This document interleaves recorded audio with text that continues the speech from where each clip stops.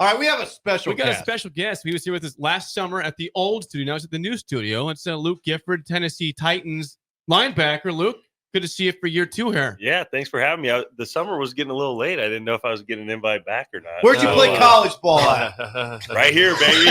Come on. At the U. He's in the NFL. Year 6? Is this right? Year 6 coming up right How now. about that? Anything over Crazy. year 1's amazing. Yep. So year 6 is just remarkable. Yeah, how do you I feel? appreciate Just it. start it right there.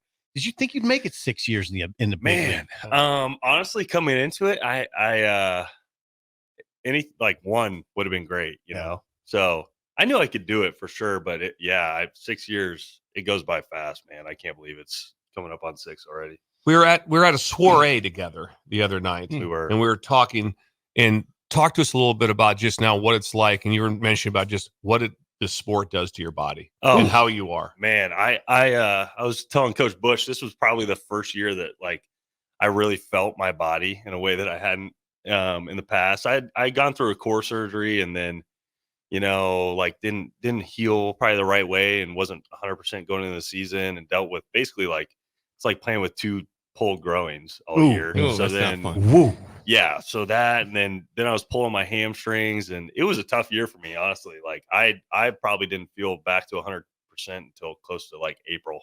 So yeah, this was by far the toughest year as far as body stuff. Obviously everybody goes through it, right? How does it work? You mentioned that because you're the core leader of the special teams and you're the leader of that group. You said it was hard to lead. When you were beat up because you couldn't do what you wanted to do. Right. I've always been one of those guys that like when I look at leaders, they're obviously supposed to be the guys that are getting it done on the field at a really high level. And I was brought there to do that, and they paid me like that. And I felt like when I showed up, it was I'm here to run the room, and make plays and play at a high level. And I just felt like I was about half of myself. So it was hard for me to. I can build relationships. That's not a problem for me. But I think showing why they brought me and the kind of player I was, that was hard for me because I just wasn't who I am, And so that it was harder for me to come in and really like run the room the way that I felt like that's what they needed from me. And so, I'm looking forward to that this year because I feel like there's been some time. I've built the relationships and now I can finally kind of show the kind of player I am. So. When does training camp start this year for you guys? We start July 23rd, so it's coming up right around the corner. 11 days away. Yeah. Gearing up. Talk about here. coming up. Yeah. That's coming up. It's less than 2 weeks here. Yes. Luke Gifford joins us, former Husker, current Tennessee Titan. So how is your health now? I feel great now. I'm back to normal. I feel good. So I'm excited for camp to start and just new staff, everything's kind of a breath of fresh air, just ready to roll. So it'll be fun. Tell us about that. You have a new head coach. Yeah, nothing new for me. Been through plenty of those. Yeah. But Coach Callahan he's from Cincinnati. He was the OC in Cincinnati last year. He's been great. And then Denard Wilson's our defensive coordinator. He spent time all over, but he was in Baltimore last year, and he's been awesome too. So it's been a lot of fun. It's both. They're doing a lot of different stuff that I haven't been a part of. Same with special teams. So it's been fun to learn for sure. How many head coaches have you been through? Well, I think I had Bo for a year. I had Riley for a couple. I had Frost. Then I got to the Cowboys and had Coach Garrett for a year. I had Coach McCarthy, and then went to Tennessee and had Vrabel for a year, and now I have Coach Callahan. That's 7. That's 7 Yeah, coaches. however many that is. 7. That's incredible. A stunning amount of head coaches. Yeah.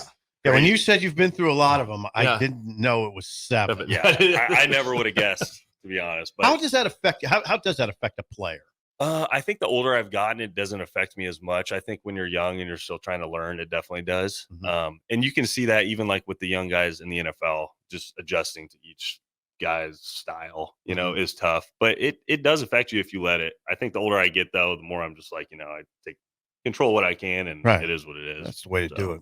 I'm curious for training camp. Again, 11 days away from your first year to now your 6th year. Like, how's it changed in terms of you getting prepared for it? And how it goes for you? Well, my first year, like right after OTAs, I'd come home and I would just like hit it really hard, and it was like, and then it just felt like the year never ended, And I like as the years went, I kind of learned when I needed to start getting after it. Now I usually wait like a week and a half or 2 weeks after OTAs, and then right around the 4th, I start hitting it pretty hard. But that was one of our linebacker coach in Tennessee. His name's Frank Bush. He's been around forever. He was a D coordinator here and there. And our meeting before we left, he was like, "Hey, like, don't do anything for Really?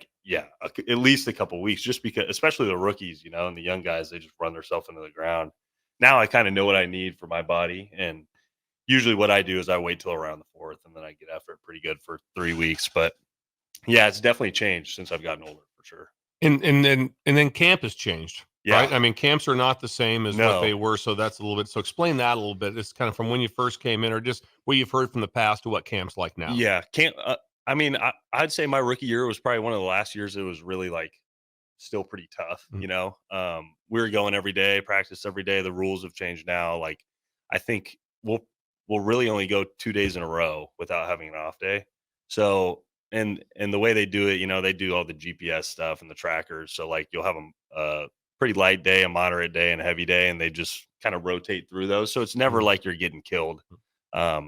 And even like the toughest days now are the days that we're doing like joint practices and stuff like that, just because it's intense and it's almost like a game, But it's changed a lot. It's not nearly even close to the same as it was when I was a rookie. Most of the times I've seen for camps, like most of the players, they're really actually done about 6 o'clock. Yeah. During camp. In college, even like I said, during our time, even when it went to just one practice a day and a walkthrough, no one was really leaving the building till like 9:30 at night. But as far as the players, yeah, that's and then how the coaches still had meetings after that. Yeah, our rookie year, we went 7 a.m. to 10 probably, and they'd put technically you have to have some hours off, and it's like they'd put it right before practice, so it wasn't Couldn't really do anything. Yeah, no, there was no downtime, but yeah, it's definitely changed in that way too. Who do we got here, We're Jake? joined by Luke Gifford, former Husker, now current Tennessee Titan linebacker. And I know he's not the coach anymore, but Mike Vrabel. Go back to him. Okay. He was a successful coach for years for Tennessee, not Yep. there anymore, but I assume he was very intense also. You talk about intense. That dude you look at him on TV, he just screams that he wants to beat you up. Oh yeah, for sure. He was great. I loved him. He was a great coach. But he was like first guy to be in a drill.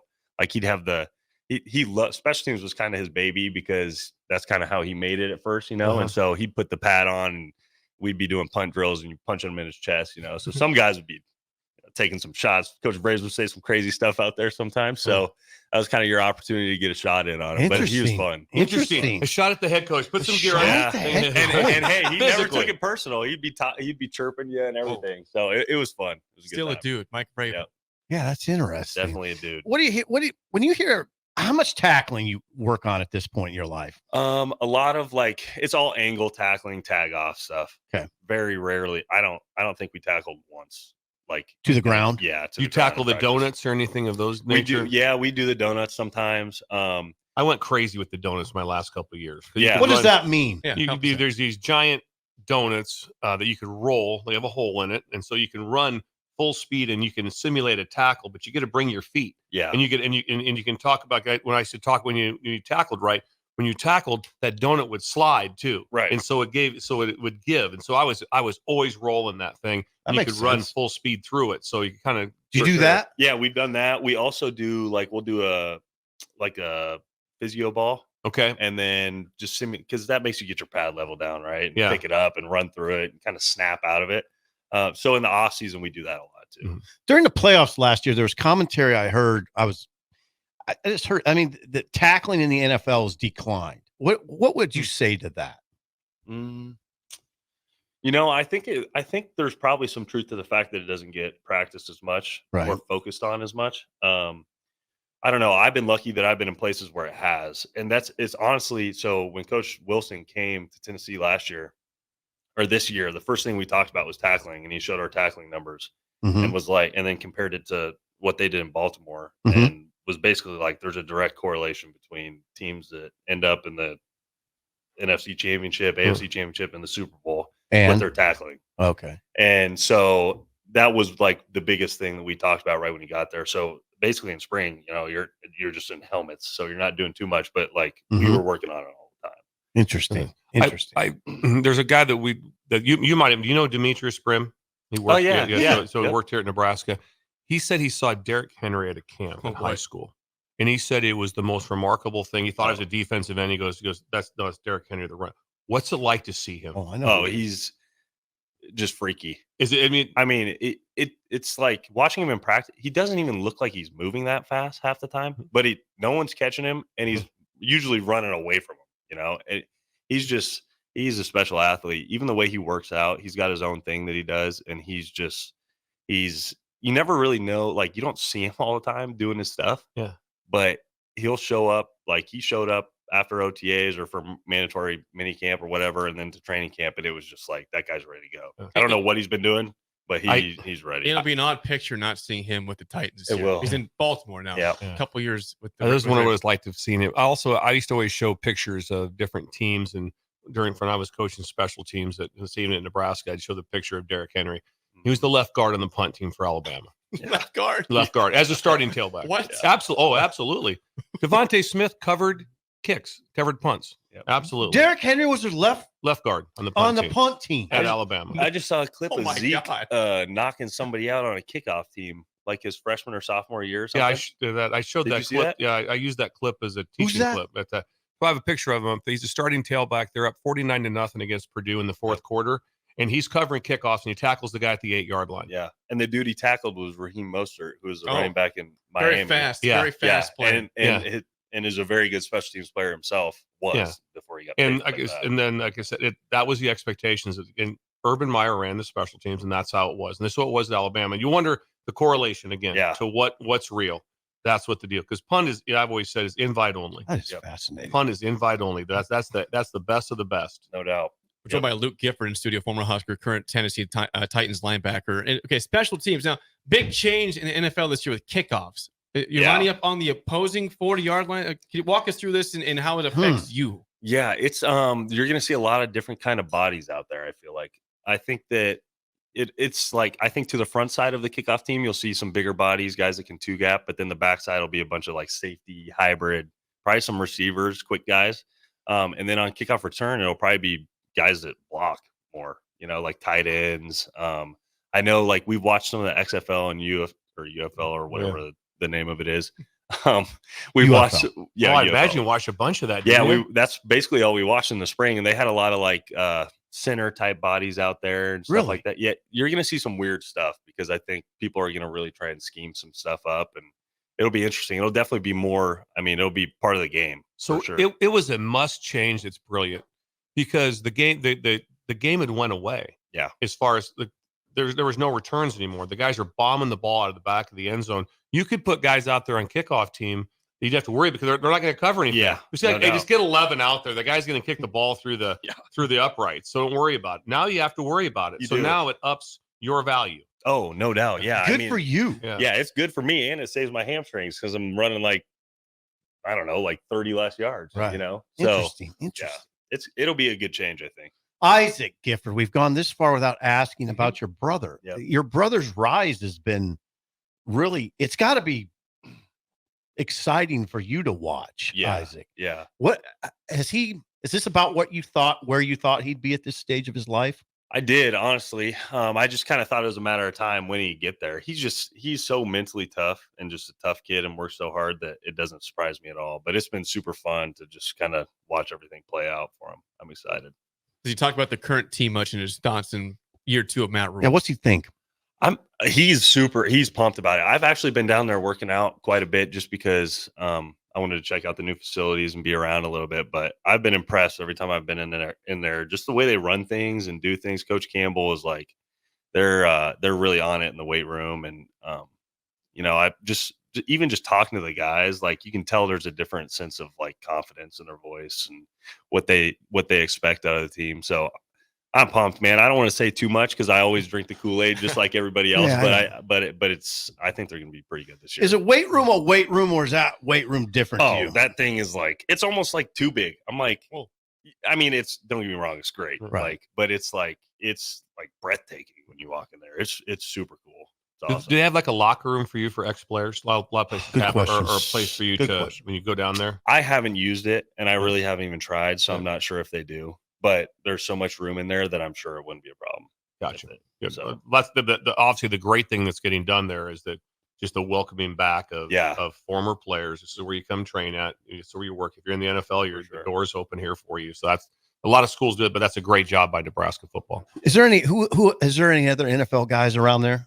Yeah, Cam Jurgens has been in there quite a bit. Okay. Some of the guys that just left, Balin's been in there. Okay. Trying to think. There's been a few guys in and out.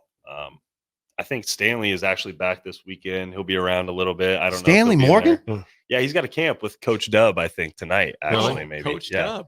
Coach Dub's No got a kidding. camp. Yeah. Right in town here? I'm pretty sure that's what Slat was telling me that. I didn't know So, that. That's awesome. Chris Yeah. Slatt. Yep, Yeah. Chris Slat. Chris So, Slatt, our friend Chris Slatt. He's a breaker, by the Yes. way. He is. Yeah. Oh, Chris Hello, Slatt's Chris. Thanks big for time listening. breaker. Yeah, he does an Big time. incredible job. Probably Yeah. one of the best trainers in the world. Yeah. Honestly. Yeah, This he's is awesome. amazing. This is amazing. Yeah, Isaac's a dude now. Yeah, I tell you what, man, he just got an edge to him. Yeah, he that does. A lot of guys don't have, And so I think the biggest thing that he's done is really learned how to lead, I think. Okay.